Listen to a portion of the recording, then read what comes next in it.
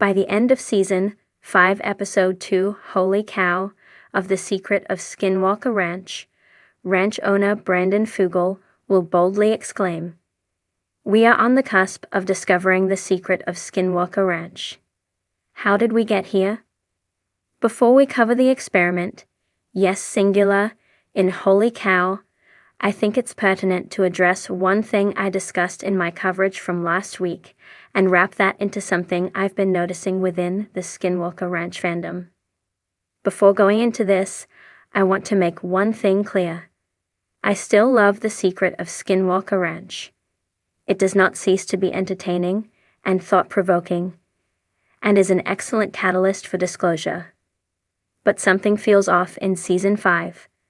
Are their hearts just not into it as much? Are they being throttled by the network? Hell, are they being throttled by the government?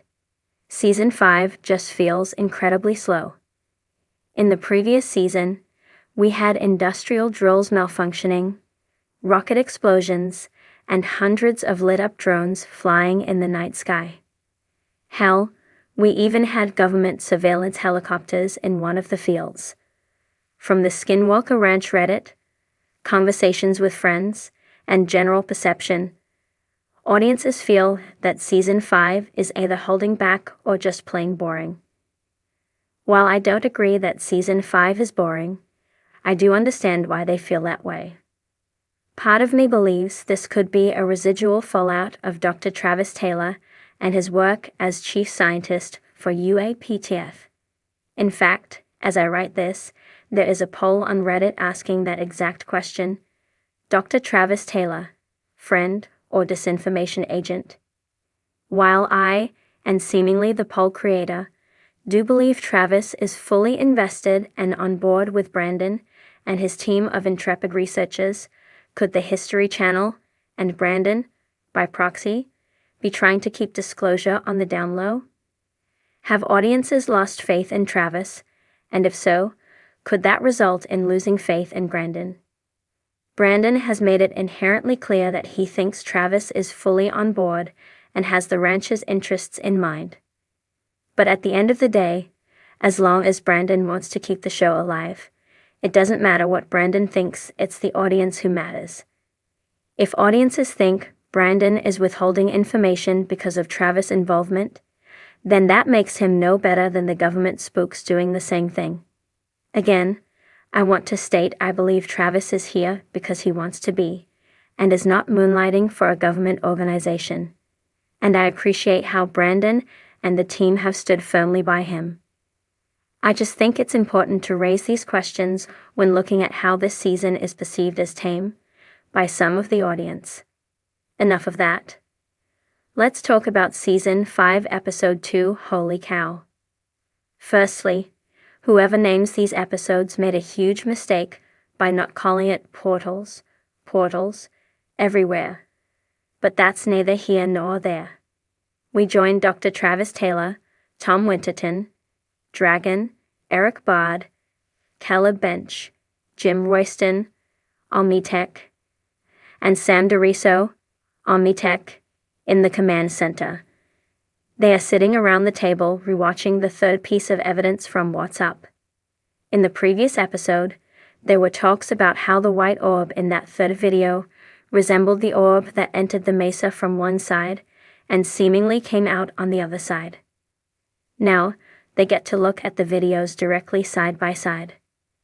After watching the evidence, Tom mentions where the orb exits the mesa also happens to be where the petroglyphs are. If you're unfamiliar with the show, there are petroglyphs on the mesa which resemble Native American notations of portals. Once this evidence comes to light, Dr. Travis Taylor decides on their next experiment. Travis and Callan will go to the east field, where the orb entered the mesa, while Tom, Eric, Jim, and Dragon will go to the north side of the triangle. When the teams are in place, Travis will use his RF signal generator to transmit a 1.6 GHz signal through the mesa to see if Eric can capture it from where the orb came out of the mesa. It should be stated that it's made clear that Travis' RF signal generator should in no way, shape, or form be able to transmit that long of a distance through slash around the mesa. Before we get into the experiment, we do sidetrack slightly to some of the strange animal deaths on the ranch. The team brings Ben Woodruff, a biologist from the Hutchings Museum, to look at some of the animal carcasses. Ben meets with Eric, Candace Lind, and Tom Lewis. Before getting to the cows, Ben takes a look at two anomalous bird carcasses, one a starling, the other a grosbeak. The starling was found a week and a half ago, while the grosbeak was found 2.5 weeks ago. Oddly enough, both birds look recently deceased. Something ain't right here. Ben immediately states how both birds should be further along in their decomposition. At this point in their death, both birds still have their insides, which are the first things to usually decompose. So the fact that both birds have their feathers and haven't even gone through any stage of rigor mortis is concerning and anomalous. Moreover, no maggots or beetles have been discovered around the birds either. Ben points out that the main oddity of the starling is how its brain is completely gone. He also questions why none of the scavengers on the property have even taken a bite of these two birds. From here, the four go to the site of a cow that died over 6 months ago. When they get to the bones, Ben immediately takes notes of a few things. Firstly, there is still wet tissue on some of the cow's bones. Secondly, the spine and vertebrae are still intact. That piece of evidence doesn't mean much to me, but it was met with a spooky sound when it was revealed. And thirdly, there's a noticeable hole in one of the cow's ribs. Interestingly enough, the hole splinters out on one of the sides. Ben says he isn't sure as to what could cause this hole, but I have a few guesses. The first thing that comes to mind is one of the most intriguing stories from Skinwalker Ranch. Now, forgive me for forgetting names, but one of the earliest stories of Skinwalker Ranch is about how a father caught a giant dog frightening his animals, or his son. I don't remember all the details. The father shot this giant dog a few times, but the dog did not react. Some have described this creature as a skinwalker, and some have said it's a large mutated dog. Who knows? Could this large creature be the one of Skinwalker lore? A personal thought I had was that it looked like a hollow point bullet hole. They have no cause of death for this cow, so could it have been shot and no one realized? Dr. Travis Taylor and Caleb Bench head out to the East Field to get their equipment set up, while Eric Bard, Tom Winterton, Dragon, and Jim Royston head over to the north side of the triangle and do the same. Jim prepares his LiDAR drone, which he hopes to fly between the in and out zones of the mesa in the hopes of catching something. Once Travis gets the spectrum analyzer set up, he notices something. Nearly immediately, two signals appear on the left and right side of the 1.6 gaze frequency. This almost mirrors something that happened in 2022 with Travis and Eric over at Homestead 2. It's posited that these two mirroring signals could be communicating something between each other. They radio over to Dragon to see if Eric is also seeing these signals.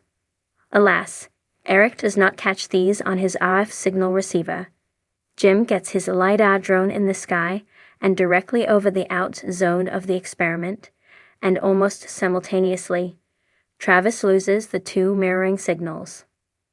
Like clockwork, Jim's drone goes RTK red and loses communication with its base.